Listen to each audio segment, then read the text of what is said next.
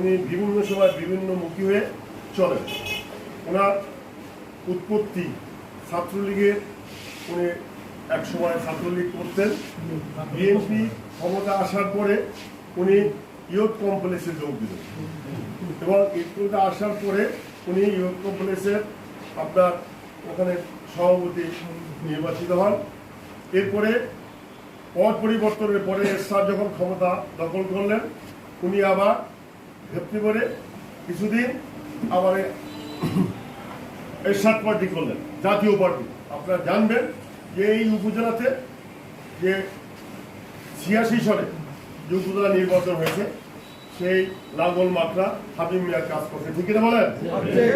সেই লাঙ্গলের কাজ করছেন। আবার সেই 90 সনে আবার উপজেলা নির্বাচন হয়েছিল, সেখানে হাবিব মিয়ার কাজ করছেন।